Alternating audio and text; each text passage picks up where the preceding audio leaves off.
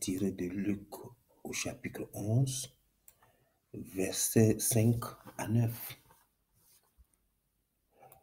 Le Seigneur Jésus-Christ nous dit ici l'objet de son évangile, l'objectif de son évangile. Dans le texte, qui est l'ami? C'est bien sûr Jésus-Christ qui est l'ami.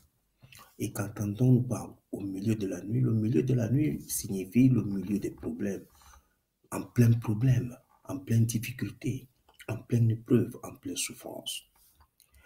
Et qu'entendons-nous par trois points? Qu'est-ce qu'il s'agit?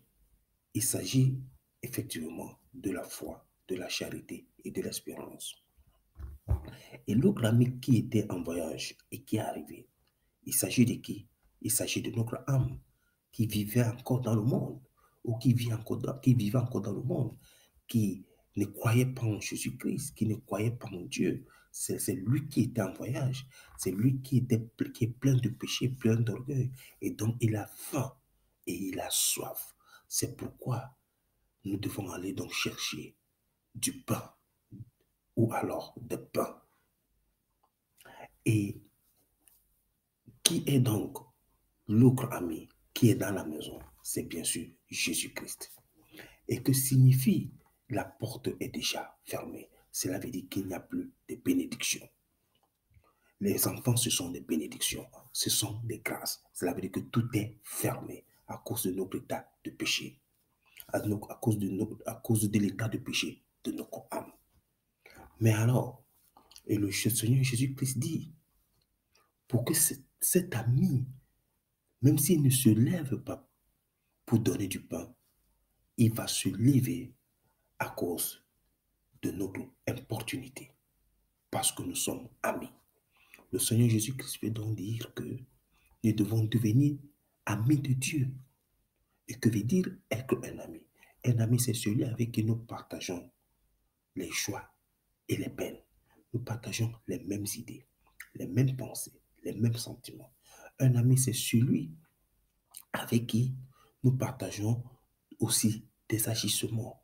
Et non seulement des agissements, mais aussi des désirs. Et alors, pour que nous soyons donc amis de Dieu, nous devons faire la volonté de Dieu. Cela veut dire que marcher selon les commandements de Dieu. Nous devons marcher selon la volonté de Dieu, selon les principes de Dieu, pour devenir son ami. Ainsi, au beau milieu des souffrances, en pleine souffrance, quelle que soit l'heure, lorsque nous allons frapper, Dieu nous ouvrira. Lorsque nous allons demander, il va nous donner. Et lorsqu'on va le chercher, on va le trouver. C'est ça que veut dire, n'est-ce pas, Luc 11 au verset 5 à 9.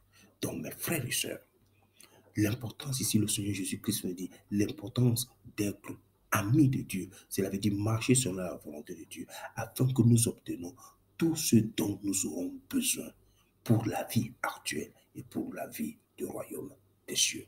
Car comme il a dit, allez dire aux autres que le royaume des cieux s'est approché.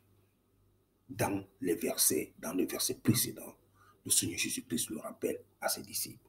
Donc nous devons devenir amis de Dieu. Que notre âme qui était en voyage, qui était encore dans l'état de péché, qui faisait, n'est-ce pas, partie du monde, et qui revient dans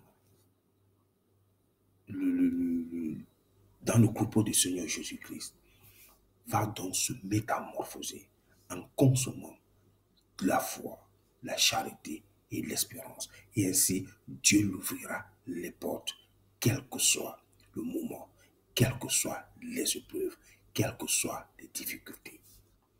Amen.